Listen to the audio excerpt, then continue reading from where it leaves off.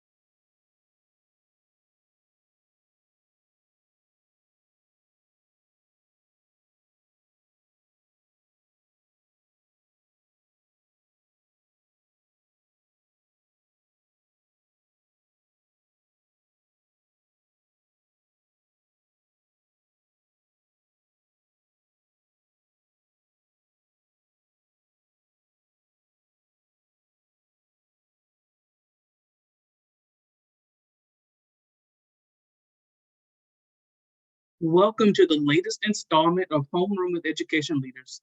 Today's conversation is beyond recovery, neurodivergent learners, and learning loss. My name is Jalil Hart, and I have the pleasure of serving as the Deputy Director of the K-12 team here at the Hunt Institute. And for those of you who are unfamiliar with the Hunt Institute, we were founded by four-term North Carolina Governor Jim Hunt and serve as a resource for policymakers on education issues across the education spectrum through in-person and virtual convenings, research, and other forms of technical assistance. Before getting the conversation started, I want to provide a brief logistical overview. We'll first start with a discussion of about 30-minute moderated discussion with our panelists, and then we'll pivot to a Q&A with the audience. If you have any questions throughout the discussion, submit them using the Q&A feature on the bottom of your Zoom screen, and we'll do our best to address them during the discussion. Also, we will record this session and post it on our YouTube channel in the next few days.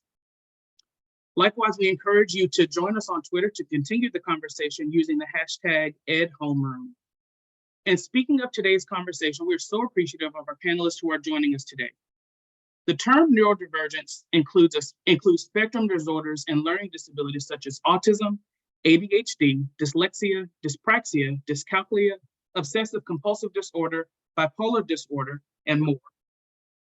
As learning recovery efforts continue, evaluations of the impact of programming on neurodivergent students remain limited. Prior to the pandemic, students with disabilities underperformed relative to their neurotypical peers. As innovative methods are implemented to recover learning loss, educators have an opportunity to push students beyond recovery and into responsive solutions for all learners. In recognition of this opportunity, today's conversation will discuss the landscape of learning recovery for neurodivergent students and also examine opportunities to push beyond the recovery narrative. So with that, I'm pleased to introduce our speakers for today. We have Commissioner Russell Tucker, who's the Commissioner of Education for the Connecticut State Department of Education, Dr. Claudia Rinaldi, who's Professor and Chair of Education at LaSalle University, and we have Eugenia Flood, who's Equity Specialist for Instructional Equity in Chapel Hill, Carver, and the 2021 North Carolina Teacher of the Year. So thank you so much for joining us. And with that, we'll jump right in. Eugenia, we'll start with you. In your experience as a classroom educator and now equity specialist, you have seen firsthand the disruptions to student learning over the past few years.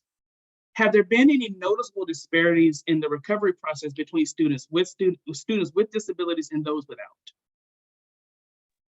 Thank you so much, Mr. Hart, for your question. And I just love the way you phrased it, because you said I've been able to see firsthand how this is impactful.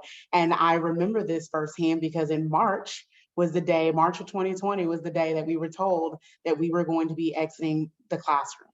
And I remember that day and just the nervousness that I felt just from the beginning of just the worry and nervousness I felt for all of my students. But that was the beginning of something that we would see just be extremely impactful to our students' learning, even today. And yes, I think that what is happening today is we are seeing that something that the pandemic exacerbated things that were already a struggle, when there are already resources and tools that are not necessarily accessible to all educators. And we saw this firsthand, and it is extremely impactful. I think it's also, we learned how critical during this time period, how personalized instruction is so valuable and critical for student learning, and how it is up to us in order to use this time and using that innovative time that we've had to really, really hone in on what that personalized instruction can be for our neurodivergent learners. And ensuring that we're not only just that they're not only receiving that personalized education, but also that making sure that educators are equipped with the tools and resources to provide that extreme personalized and very intentional instruction. I think that one of the things that has to always be, made very clear, and I can't be the person who I am without mentioning, we invest in the things that we care about, and we also are, when we do that, we're able to see better outcomes for our children. So just keeping that in mind as we continue to have this conversation, and as we continue to think creatively of the impact of students, I would definitely think that this is something that is definitely loud and clear and evident for all to see, for sure. Yeah, absolutely. I appreciate that. And speaking of thinking of creative ways to do that, Commissioner Russell Tuck, I want to turn to you. In May of 2021, the Special Education Division introduced special education recovery for students with IEPs due to the disruptions of the COVID-19 pandemic. Could you tell us a little bit about this program and how students have benefited from the acknowledgement of the service disruption? Thank you, Jalil, and my appreciation always to the Hunt Institute for keeping focus on key educational issues and for the ability to join these distinguished panelists today. And you are so right. Even though some of us want to stop talking about the pandemic, we recognize how much it impacted our learners. But the special education recovery process, which is what you've mentioned here today that you've asked about, really provided our local school districts with a roadmap and procedure for ensuring schools understood where students were and what they needed to achieve their goals and objectives in their IEPs, right, in the plans that they have. So the purpose of the guidance that we put out there in May was to provide school districts, parents, planning and placement teams with a process to determine to what extent special education recovery is appropriate for students with IEPs. As we know, not all students were really at the same place. The concept, though, in the process enabled teams to establish a baseline for students' academic and functional performance educationally, right, and such as social, emotional, behavioral performance. And it allowed educators to meet the needs of students where they were, and to design customized instruction, which is what you've heard just mentioned, and programming moving forward while still maintaining high standards and expectations. So this was an eye towards recovery, but not ending there, but also looking at acceleration. So the department worked closely with a lot of stakeholders and really came up with this definition of specialized education recovery, which was really related to special services provided to a student to remediate the lack of expected progress or regression of skills as a result of delayed, interrupted, or suspended or inaccessible IEPs, services caused by the pandemic. So it was specific to that. I should say, though, in Connecticut, that we took every opportunity during our communications and guidance to districts to emphasize the importance of in-person instruction and to prioritize in-person instruction for students with intensive needs, recognizing that this population of students may have real difficulty accessing remote instruction and services. And we didn't end there by saying, here's a guidance document, but we also set aside some of our COVID relief funds here at the department, and we created a special education recovery funding, We set aside $22 million for districts to be able to use to customize their supports for students. We also have dyslexia tutoring, special ed evaluations, assistive technology. We even opened and paid for a job portal that was free to our districts because we know that that was a concern as well for staffing, and home supports and partnerships that we also did. So not only are we looking at, we talked about customized instruction for students, but we wanted our districts to customize the utilization of these funds to provide services as well. And so I always like to think about our students, neurodivergent students. These students are general education students first. And so while we isolated and talked about how the supports they needed, we also prioritized the need for this to be incorporated in the general learning, recovery, and acceleration process that we engaged in. And so in Connecticut, we had a framework, the Accelerate CT framework, which addressed academic renewal, enrichment, family supports, mental health. That special education and the needs for neurodivergent students were also a part of it. So what? We did all that work, finally. We really believe that our students benefited from this extra support and worked because it allowed staff to make these customized determinations for students, to design plans to accelerate their progress. And there was also resources for summer enrichment, and districts spent money on summer enrichment, something that our students usually would not have access to, individual staffing, tutoring, and expansion of technology, tools, and devices. So that's kind of how we went around this, and we're continuing to make sure that it was not a one and done, but we continue to provide these supports. Thank you so much for that. One thing that you named was that neurodivergent students are general education students first, and I think the same is true for students who are English language learners. So Dr. Rinaldi, you support students with learning disabilities who are also English language learners. How do students with these intersectional identities access support services as more struggling to find qualified special education and multilingual learners?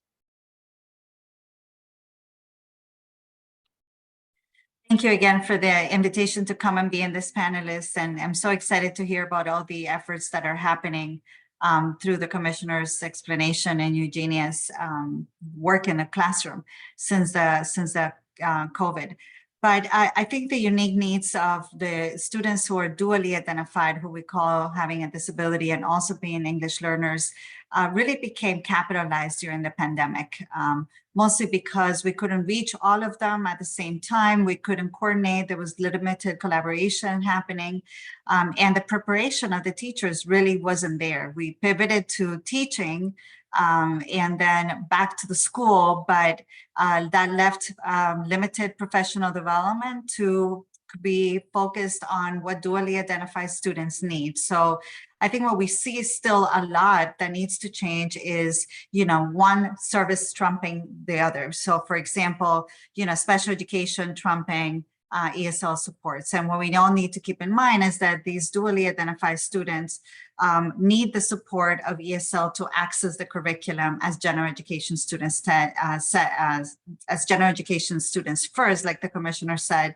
but they also need the specialized education that comes with special education support. So as we are doing the recovery, I think there needs to be a lot more investment on that professional learning of how to do the collaboration, the using a multi-tier systems of support to use the data and really truly bring the right stakeholders to the table to be able to plan accordingly for students who are learning English, but also have a disability, whether that be a learning disability or neurodivergence of any sort. And really thinking about, for example, what is needed. Most recently, I've been working with a district that is bringing experts in to come in and talk about how do ESL support children in self-contained severe classrooms. And that is something that I haven't seen, and that came as a result of the pandemic. So there is a silver lining there. The states were being able to be more clear about what the guidance should be, and consultation is no longer enough. There needs to be direct services to kids who are in the severe spectrum, but also in the mild moderate space and in inclusive settings in those in the whole spectrum of supports. And what we need to do is provide them professional development. They're thinking they're experiences working with children that have language, spoken language, but all children communicate whether they have spoken language or not. And so that example of thinking about how do we help those ESL teachers transition into becoming communication teachers and supporting what the general education, the speech and language therapists, the BCBA is doing, and really building those collaborative networks is something that we need to continue to work on during this recovery to be able to make sure that those services are really benefiting the students and that the students are then able to meet their IEP goals. Another effort that I've seen since the recovery has also been the acknowledgement that we need to talk about language, English language development in the IEP. So some states are there, some are not. And the conversation has begun and it is more explicit. You know, it's no longer like we talk about the kids' special education needs without really talking about whether the child's an English learner. And I don't think there's ever an ill intent to do this. I think you're thinking about the needs that the child's showing. And if you don't have the English learner teacher there, then those conversations are lost.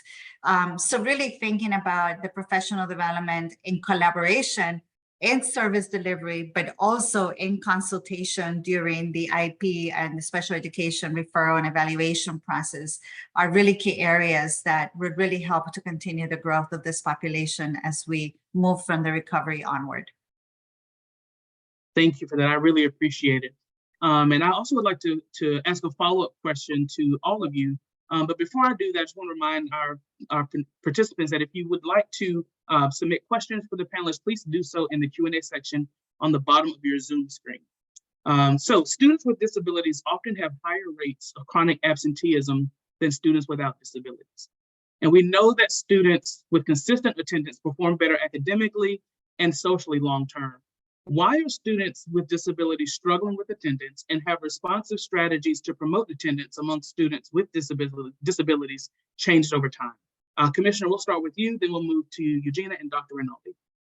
Sure. Thank you so much for this question. And I see the heads nodded because we're all in agreement. And I just wanted to share a little bit of information because I think Dr. Rinaldi, we talked about the need for following the data and uncovering the true root causes so we can lead us to action. So a little bit of context setting. Connecticut is home to over 500,000 students within our public school system who are supported by over 100,000 school staff. We're a diverse education system. Close to 54% of students of color, 44% are eligible for free or reduced price meals, close to 18% students with disabilities, and close to 11%, we've heard just a few minutes ago about English and multilingual learners. So that said, this 18%, close to 18%, is roughly 92,000 students who are classified, again, I know naming matters, but as students with disabilities in our system. But I share this because it is my strong belief to the question you're asking that foundational to the success of all the 512,652 students in our system here in Connecticut is being present and engaged in learning every day. And so with the issue of chronic absence, we've tracked it since 2012, and it's been included in our Connecticut School Accountability System with long-term targets. I want to give you a little bit of information then going to the why, as I mentioned. So prior to the pandemic, chronic absence rate for students, specifically students with disabilities, came in at about 19%. For the all-student group, it was about 9%. At that point in time, 19%, so about 15,000 students. During the pandemic, we saw chronic absenteeism rates for this same population of students went to about 20%, right? From 19 to 20, close to 21% in 2019, 2020, up to 31% in 2020, 2021. And it continued to grow 2021, 2022 to 34.5%. That took us to approximately 29,000 students. When we look at their primary disabilities, because our data allows us to look at students with emotional disability or students with ADHD, we're talking about upwards of 50%. So when you think about that, so I use that to say, and accept the good news, which leads me to what have we been doing, why and what have we been doing. The promising news is that thanks to the hard work of our districts, really continuing to shine a light on this, our community partners and our entire education communities, our chronic absence rates in Connecticut are coming down, they're declining, and specifically also for this population of students, going from the 34% that I said mentioned before to 30% in 22-23, and where we are today in February. And we do collect this data on a monthly basis, so it gives us information in real time to take action and to make decisions. We're down to 28%. Still a lot of work to do, but wanted to make sure that I kind of set some context as to the why and what we're learning. Also to say that this information is publicly available in our EdSite data portal. So for school leaders, for policymakers, for families, community members have access to this information. And oh, by the way, can get this at a student disaggregated level and can also get it at a district and school level, and in some cases by grade. All right, so really, really pleased with that. And we also did, just finish it up on the data piece, a data dashboard. We have a lot of dashboards, but we did a pandemic recovery dashboard as well here. So you can see where students are in 2018-19, where they were in 2021-22 by district and also by student groups. And so you can disaggregate the data. Now, reasons. What we've learned, students with disabilities certainly are absent at greater levels for various reasons. What we're learning about that, among students with chronic health conditions, that issues of fatigue or even the side effects of medication that we don't often think about impact their attendance, anxiety, sometimes inadequate special education related services provided for them, trauma. And in addition to that, we recognize the high incidences for even students or determined to be emotional EDs, emotional disability, those were suspended at higher rates when we talk about behavior issues. And we know that suspension rates contribute to chronic absenteeism. So all of this, ties to the reason as well for all the population of students and what we've learned. We've done surveys. I won't go into that, but we can circle back to that if there are questions, but very similar to some of what we're seeing across all student groups. So what are those strategies? And we really have to change over time as we're using the data to guide us. So strengthening relationships between families and schools. We have a nation-leading program here, the Learner Engagement and Attendance Program, that put home visitors knocking on doors and really helping to address this relationship issue and strengthen relationships between families and schools. It's one way we're really making progress. Understanding the root causes of absences, as I said before, so that the data point, getting that information matters when we're looking at interventions. Building attendance goals and strategies in IEPs are really, really important. So for example, a student with anxiety may need the opportunity to go to a quiet space, and how is that factored in? IEPs for students with physical disabilities may need a flexible start times. How are we making sure that that's addressed? And just ensuring that we have strong tier 1 supports. We talked about multi-tier systems of support, but the strong tier 1 supports for all our students, and working with partners that was mentioned earlier as well. The partnerships matter inside the schoolhouse doors and outside the school outdoors. And a lot more I can say in this space, but I'll pause there for some other responses, and then maybe we can pick this up further with additional questions. Thank you.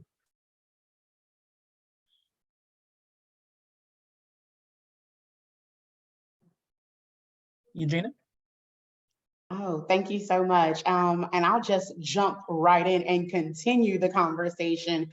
Well, when I think about absenteeism, I am consistently critical about my practice as an educator, right? And I'm very reflective in that. And so when I think about what is actually happening in school spaces, we also have to be very critical and thoughtful and reflective about policies, procedures, and even the overall expectations that we're asking of students in a school space.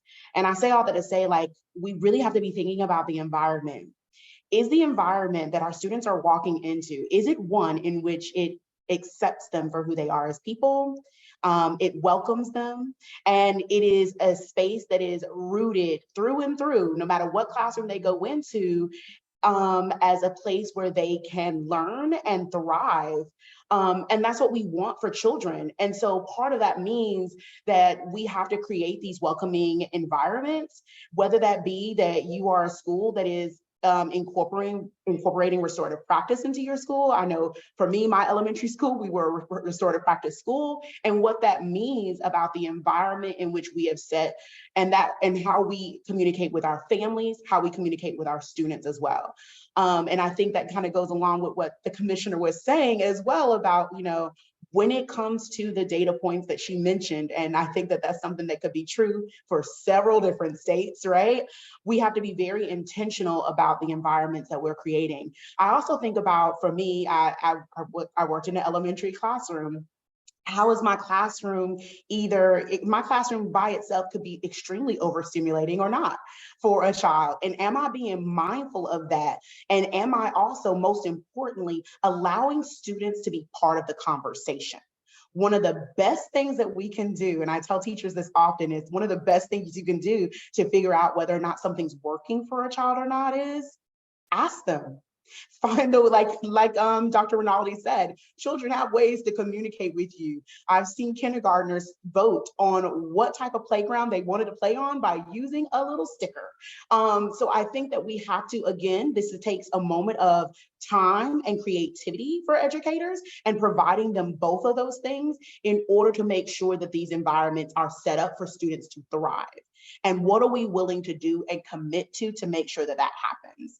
I also think when the commissioner mentioned the suspension, that also made me think about, what are we doing as far as our restorative work? Are we allowing children to make mistakes and actually recover from them? Can there be restoration so that they can come back into school and so that learning is not interrupted? I think these are definitely questions that we have to be thinking about as we engage in this personalized educational experience for children. And we don't necessarily always consider that. And how can we be mindful of that? I even think about how excited students can be about a schedule. The way my day is set up and the fact that I have to move through that day for 180 days out of a school year, like that can be very impactful. And so making sure that I think one of the number one things that we can do is talk to students. And the other thing, like the commissioner mentioned as well, is we can talk to our families as well, so that we as a community are seeing children as all of our children, not these kids, not those kids, but all of our kids, so that we can actually create a learning environment where students can thrive. Jaleel, can I just jump back in here for a minute? Because Sure. Eugenia's got me, have got me excited about some of the things that she said. And as an educator closest to our students, that is so valuable that we're hearing then also from our educators, Eugenia. And so as the state agency, when we're asking questions, if we're talking about strategies, that we're also asking educators to say, how can we support you? Because my philosophy is that you've got to be well in order for our students to be well, right? So when we think about the social emotional supports, I never isolated for students and school staff, because that is so much a part of it. But your voice, the fact that our students have voice and agency, and we need to hear from them. At the State Department of Education said our educators have voice and agency, and we also need to hear from you to find out how we can support you. I had to jump that in because she got me excited about what we can be doing together. Thank you. She got me excited as well. I'm like, oh my God, no wonder she's Teacher of the Year, right? I wish I could say, Eugenia, that every teacher has the same effort of doing that self-reflection, looking at their classroom, looking at their practices, and we strive for that in teacher education every day. But in my consultant role as well, I don't see a lot of that reflection happening. And so I really, again, not for any ill intent, I think is the overwhelming behaviors like the commissioner said, we need to take care of the teachers first. So I do think that I love that you could inspire others to kind of consider in your practice, what could be overwhelming for example, an English learner who is listening and understanding 10% of their day in a different language, just picking up words here and there, and how exhausting that may be 180 days of the year, right? Any of us who try to learn a new language, we give up within 6 minutes of trying. So imagine if you have to sit there for 6.5 hours, right? And that if it's compounded with a disability, then, the speed of the instruction, the speed of the classroom, the overstimulation or the understimulation really could create a non-welcoming experience for students that may affect absenteeism. Another effort that I'm seeing now states picking up is the diversification of the teacher pipeline and the teachers in school today. I know we're at odds with, how many educators we need in the classroom, and we're trying to attract them in every way that we can. But we also need to attract and diversify the field to match the students, to at least come close to it. I mean, nationally, we're at around 87% of teachers being white and mostly female. And our students, like the commissioner said in Connecticut or in Massachusetts where I teach, are at past the 50%, 52%, 54% students of color. And there is a connection that happens for students when they meet a teacher that looks like them, or that speaks the same language, or that understands culture and languages in a different way. And that connection is the beginning step to wanting students to come in and stay in school. And so, how can we foster those relationships even when, for example, there are 3 teachers of color in your school versus, having 54% of teachers of color in your school? And how can we leverage them and help them so that they can connect to the students that most need it? I know there was a question in the chat about, over-identification and under-identification. And those are true key challenges that are happening in the field right now, where, English learners in particular are being over-identified or under-identified, So, clarifying that information for teachers is also key, without saying, oh, I was told. I always ask teachers, I give you permission to ask who told you. Where is it in policy? Show me where is written in the state. Ask the questions, right?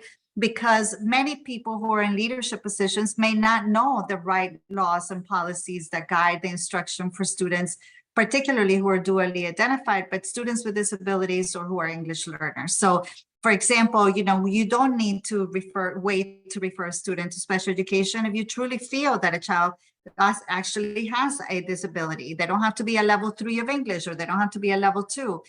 Teachers should be able to refer a child if they feel that they have a disability. But on the other end, we also need to keep check and kind of do what Eugenia does and think about, am I being the right teacher providing access to tier 1? Because it can be that, we think about special education as the only game in town to help students that need additional support. Special education was developed to be specially designed instruction that particular students with disabilities need done differently and additionally. And so, thinking that if we send an English learner to special education classroom, at least they're getting extra help, it's the wrong reason to send them, because we know also the outcomes of students with disabilities long-term, and they're not positive. They have lower graduation rates, they have higher dropout rates. And so, what we want to make sure is that the right students are being sent to special education evaluation, and that the right tools and the right team is put together so that we are able to truly make an appropriate look at the whole child and the evaluation results, including parent interviews, observations, and understanding of the peer comparison group that is sitting in your schools, to make that determination whether the child does in fact have a disability or does not have a disability and needs additional services through a multi-tier system of support or any other kind of support that they may get in general through general education. So I think the absenteeism, to me, is tied more with, what are we doing to engage students in different ways, providing them connection, but also access to the curriculum. I know a lot of states are also looking at universal design for learning as a way to remove barriers in the teaching. Eugenia is doing that naturally. She's talking about those. And so I really urge everybody who hasn't heard of these key terms to think about, look them up, and really go see classrooms that are doing it effectively, especially if you could go to uni school in her classroom. It might be a really great place to be. Thank you so much for that, Dr. Rinaldi. Does either one of our other two participants, panelists, want to weigh in on the question about the over-identification of students in special education? I agree with everything that Dr. Rinaldi had just said. I completely agree. One of the things that I will also add on to as far as a strategy is I completely agree with Dr. Rinaldi when she talked about strengthening that core, that tier one instruction. Like, again, that's me and my practice and just being critical of what I do every day, but also being mindful of the fact that I can collaborate with my special education teachers on a regular basis and strengthen my core instruction in that way as well. I can collaborate with my ESL teachers as well and strengthen my instruction in that way as well. I think that that is something that, again, as an advocate for teachers as well, like we have to make sure that we're providing time. We are also providing the professional development that it takes in order to really dive deeply into that work, to find the intentional tools that will help push our children forward. It's not enough for me just to do it by myself, but I also, and recognize it and acknowledge it, but I also need a tool to fix it or fix this level of work. Like, what is the instructional tool that will help me help children thrive? The other part of that is for the, I think that also, I say all that to say, when we do those things and when we collaborate with our other teachers as well, like I feel like that will also support this conversation around the over-identification of children and under-identification as well. You know, and at the state agency level, we have certain oversight responsibility and accountability. I call it accountability and support, right? So it's not just about finding what's wrong, but it's also getting to then how can we work together so we can address the issues that we uncover. And so that's a part of the role. And so we take a look at that and we're sharing that data and working with districts.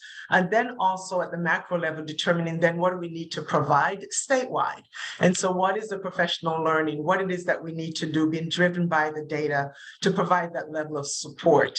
So it takes all of us, and so it takes the entire education community, I believe, working together. So families also understand. I can tell you, I get emails directly from parents, and a lot of times just trying to figure out what to do next and how to basically advocating.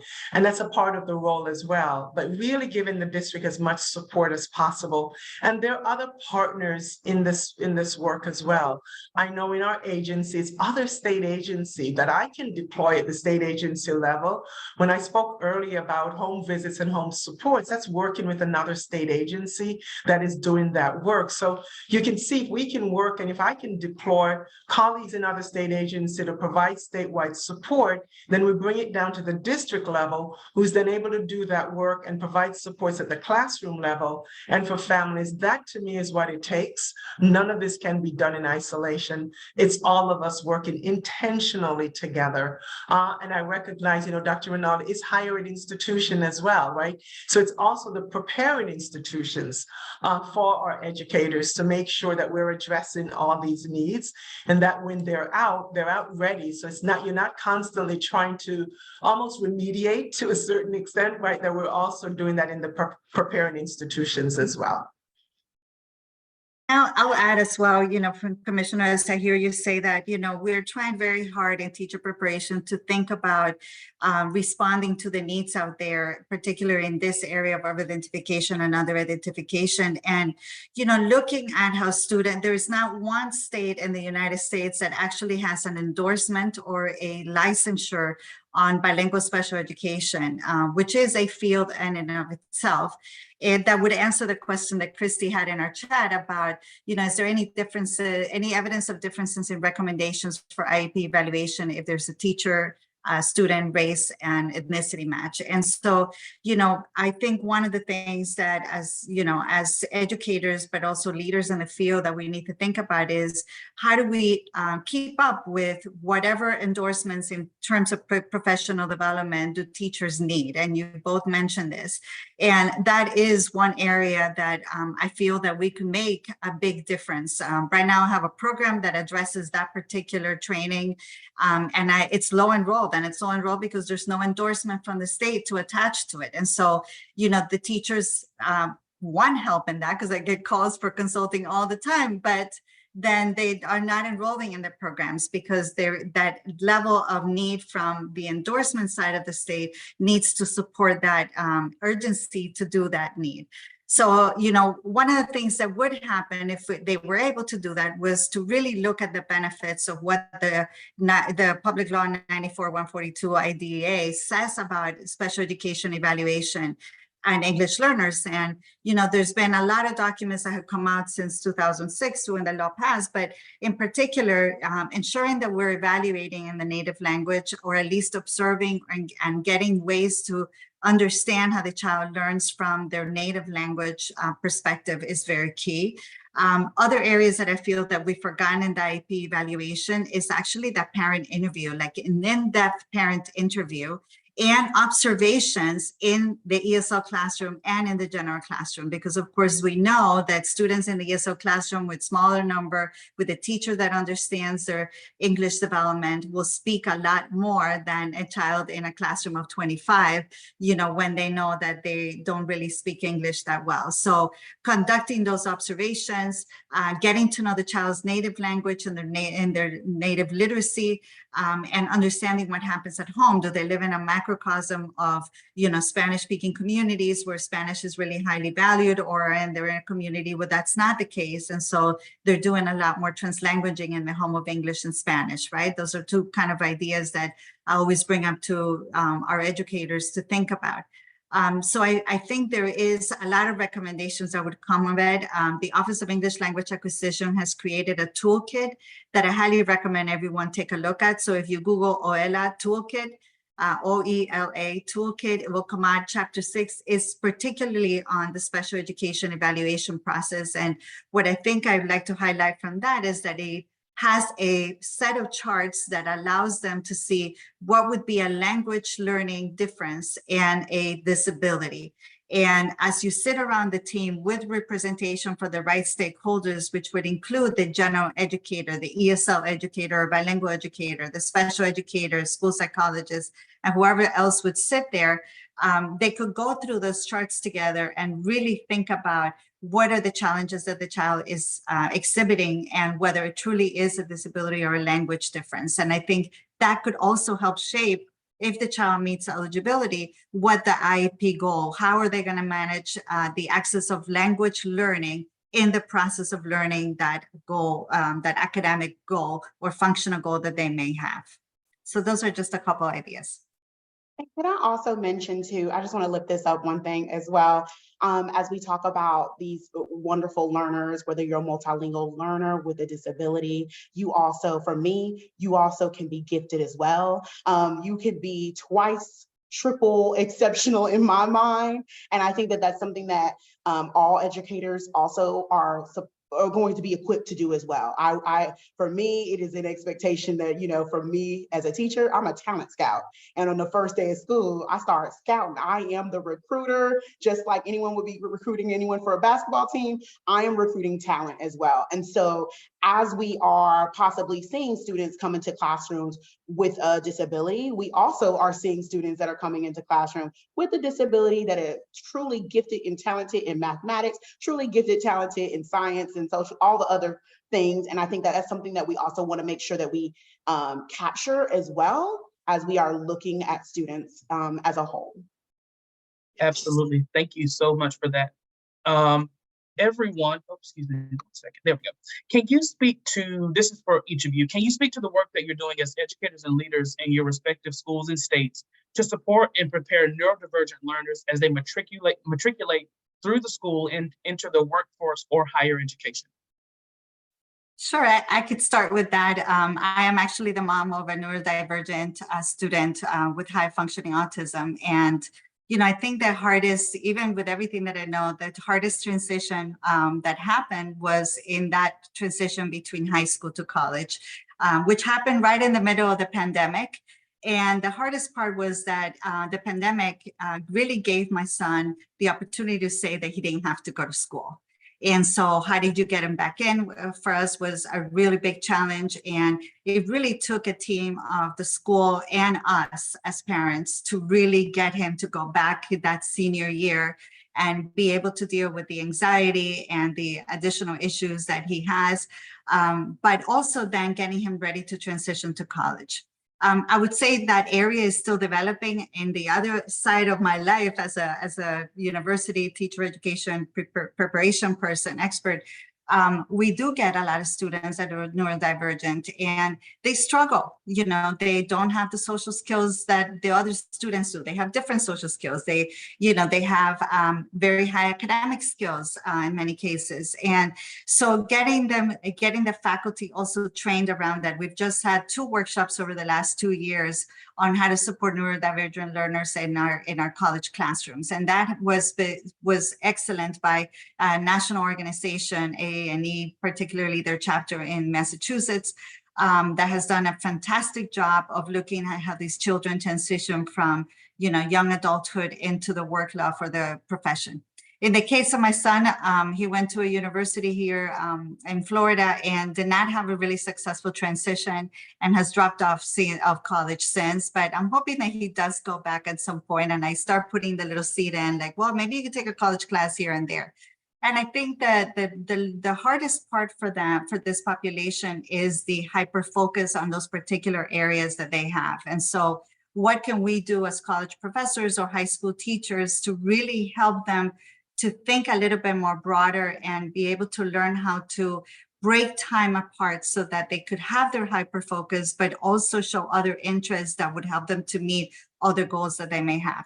Much easier said than done. I am not successful yet, but I do not give up. And I just want to tell you, in 24 years that I've been in higher education, I would say that probably I have seen a 30% increase of students who are neurodivergent, whether it's autism or ADHD or learning disabilities, behavior disorders, the whole gamut really increase by 30 to 40%. So we get a lot of students that are being very successful in college, even if my son wasn't, but he's doing fine in the workforce, so that works. But we've seen a lot of more success as well. So like if I think about the first students I had in college, we really didn't do anything special to them. It was more like, oh, we have a student who's very different. What do we do? And nowadays, like I said, we're having faculty workshops. There's a lot more understanding about diversity of all sorts. And so I think there's a lot more success for them as they transition into the adulthood, but keeping in mind that transition for them personally is much harder than probably from any other teenager making that adult into the transition life. And I'll add, I started to say is, as the other segment was finishing, is the issue of a mind shift. And, our theme in education this year is infinite possibilities. And I challenge myself, I challenge all of us in our entire system, just when we look at our students, in fact, and also our staff, that you see, these untapped potential, infinite possibilities versus, as though that the potential is there, limited potential versus infinite possibilities. And I think that is really important. Our state legislature has also provide additional resources here at the department for us to have a transition coordinator and other supporting staff. Again, to be able to work more closely with businesses and with other state agencies and our district when we think about transition services. And I'm also going to go back to what we talked about before in talking to these young people themselves. We have a special education youth advisory council, and we have one that's specifically a transition youth advisory board, specifically created to give us space for students 14 to 26 to have their voices heard by the people who are making policy decisions and plans for them. And that is really important, that we're listening to and have those voices. And we have other ways of hearing from them and doing that as well. But I think it's really important that we are indeed hearing hearing from them, how can we serve them better? And so as we're doing that at the State Department of Education here at the state level, and hearing those voices, we're encouraging that same issue at the local level, that we're hearing directly from those who are impacted by our decisions to really share with us what's working for them and what is not working. And that is really important as we think about it, and folks with lived experience, right? So that is informing our policy decisions as well. And so I think that is really important, that we're really open to hearing from everyone across the across the spectrum here about what's working, what's not working, and how to help to make a difference for them.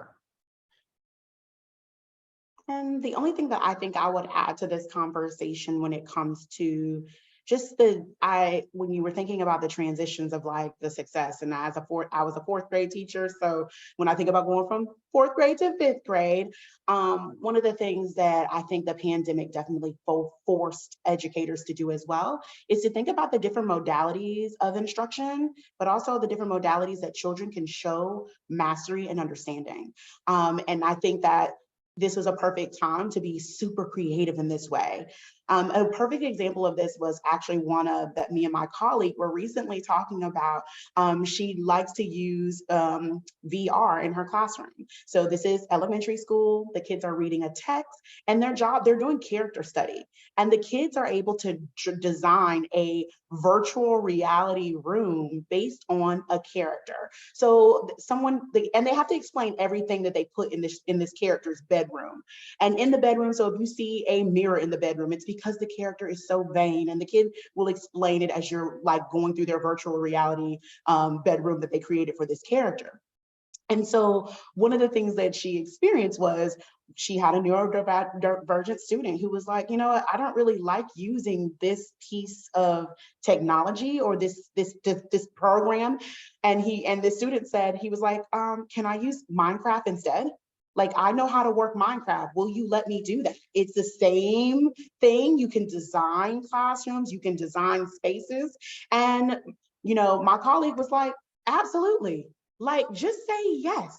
Let students they're not challenging the assignment. He wanted to do the assignment, but he wanted to show you his understanding and mastery in a different way. And so being open to that, not necessarily being rigid. Every single essay does not have to be a written essay, right? And how are we making sure that we are offering these opportunities to students? Again, I will say it again, that takes professional development. You have to be trained on those tools. That also takes the actual funding of the tools. And so just being really mindful of that as we continue to allow students to show us not only who they are, let them show up in their classrooms with their full selves, but also letting them just show you how they understand your content and your standards in the best way that they know how. Thank you so much for that. And our final question is, Commissioner Russell Tucker, can you provide some additional details on who oversees neurodivergent learners at the college level in Connecticut? We've had a lot of interest in the Q&A about higher education and neurodivergence. So we'd love to get your thoughts on that. All right. Great question. And I saw that there, and I was trying to figure out if the question was talking about actually the work in higher ed institution, or I could speak to it from the preparing institution perspective, but not the work there. Maybe Dr. Rinaldi has a better sense of how this work happens. But I mean, we work with our preparing institutions here just to make sure, right, that their preparation, right, what they're doing, right, is certainly appropriate for staff. So again, that we're not when they come out having to talk about professional learning because something was missed in that space was really important. So I wasn't sure if the person was looking at just higher ed itself and neurodivergent learners in higher education versus preparing educators. But in preparing educators, I mean, we work with the districts in that vein. Sure, really quick, Dr. Rinaldi, did you want to add on to the side of that? I would add that just answering the question without the Connecticut piece, who oversees the neurodivergent learners at the college level? I think every chair of every department should be in charge of that. Also, there's always an Office of Disabilities. They might have a different name, support services, academic achievement services, where the student could register just like they do with the IEPs in schools, they have to go through a process of, either bringing in an IEP or getting evaluated in order for them to get any accommodations and adjustments that they may need at the college level. And what our office in particular does at my institution is they help the students to begin advocating for themselves. So part of the advocacy includes having a letter that goes out to every faculty member. So the office sends the letter, but the students are supposed to also bring the letter in person to initiate that conversation with a faculty member. I think the other part that supports this effort is, professional funding that comes from the Department of Higher Education in each of the states. That would be the transition from, for example, Commissioner Russell's office to the Department of Higher Ed, who works with institutions. So there's a lot of changes that happen from K-12 to college level in that sense. But I would say that in general, what you want to do is look at an institution that is smaller in nature, that is committed to a regular advising for the students, that has a disability office and a diversity, equity, and inclusion office. Maybe the student doesn't feel like my son really doesn't like to say that he has anything, but he might go to the Office of Diversity, Equity, and Inclusion, right? Diversity falls under that. And so that has different ways to address student difference. And again, one that where the student look at who your child is and see what is better fit, right? A smaller institution where the faculty member really gets to know the students might be a better bet than a large institution where the student is more of a number and the larger classes are much larger. So our institution, our average class size is like 18 to 20. Occasionally we have classes of 7 students and other times at maximum 22. But in my previous institutions, I had a class of 120, when I was in the Wisconsin education higher ed system. So, I can't imagine, that any school is right for any particular child, but really considering the differences what college campuses could look like and the support systems there. And ask a lot of questions as a parent. There's also parent support groups at the university levels, not support groups for divergence, but support groups for like having your child in college, and see what kind of additional resources you would get. Thank you so much for that. And thank you to all of our panelists for such a wonderful and robust conversation. Before closing today's discussion, I do want to turn everyone's attention to our upcoming K-12 webinars. Our next K-12 conversation will be held on Thursday, May 16th, also at 2 p.m. Eastern, where we will discuss the importance of after-school programming for student development and achievement. We'll drop the registration link to that webinar in the chat. So we also encourage you to join us for any of our other upcoming Hunt Institute webinars that are listed on our screen. You can register for those by going to our website, which we will also put in the chat for you. So with all of that, again, thank you to our panelists and thank you to our attendees for joining us today. And we hope to see you all again very, very soon.